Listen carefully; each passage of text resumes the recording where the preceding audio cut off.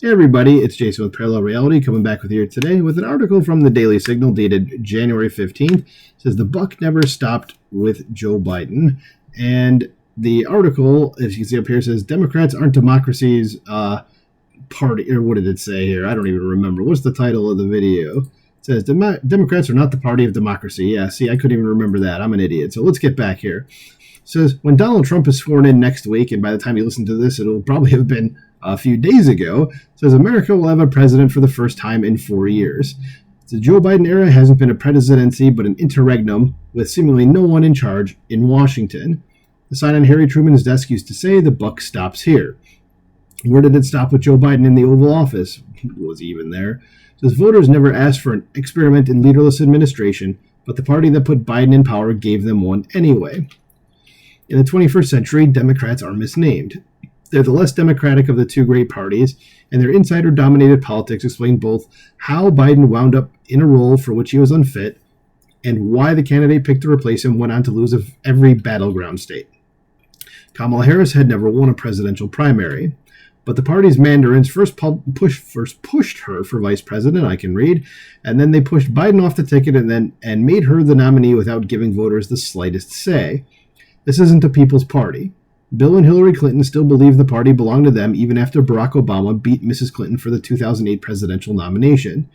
The Clintons and Obama's coterie subsequently agreed to power sharing, with Hillary Clinton as President Obama's Secretary of State and all but officially designated successor. Biden was very much a junior partner in the Obama-Clinton party, and that didn't change after the party made him its nominee in 2020. Obama and Hillary Clinton kept Biden from running 4 years earlier. Obama wouldn't support his own vice president because it was Hillary's turn. That was the deal.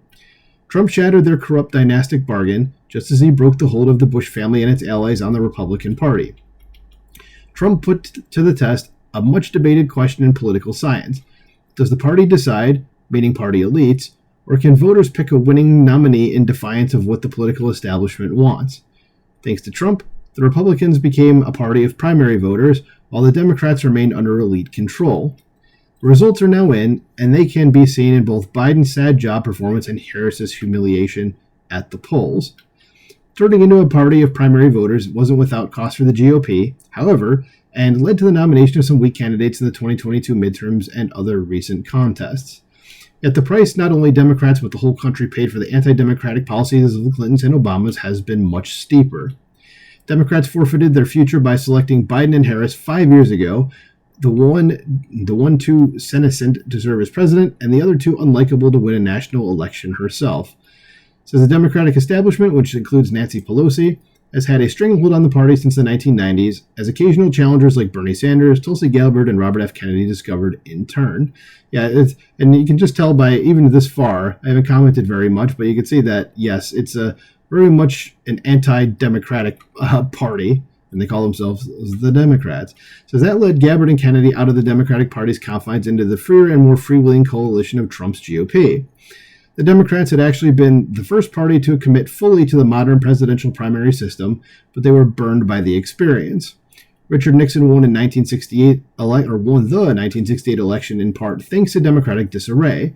Like Biden, the incumbent president that year, Lyndon Johnson, dropped out of the race, and the party's eventual replacement, Hubert Humphrey, was, like Harris, a vice president and handed the presidential nomination without competing in a single primary. Well, Harris did compete in it. She just got dragged and then had to drop out before California, her home state? I think she got like a total of, one delegate or something?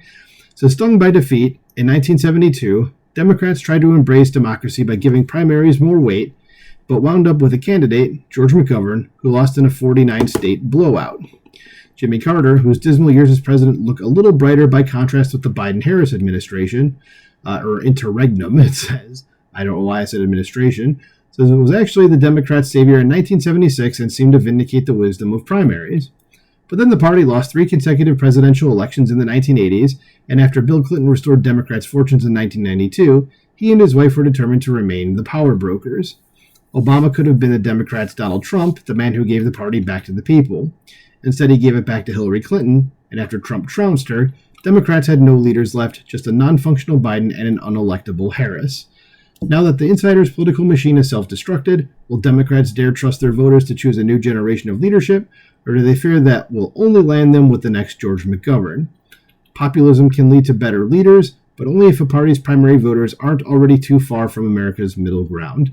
So, yeah, I didn't comment on it a lot because I was just kind of cruising through the article here, but yeah, that's kind of a brief history of the last, 45 years, almost 50 years or so of Democrat politics, maybe a little more, maybe close to 60 years now that I'm remembering what I read, 30 seconds ago. I'm an idiot. Anyway, so what do you think about this? Do you agree that the Democrats are not the party of democracy anymore? Let me know what you think in the comments below. Please like, share, subscribe, and I'll talk to you soon. Bye.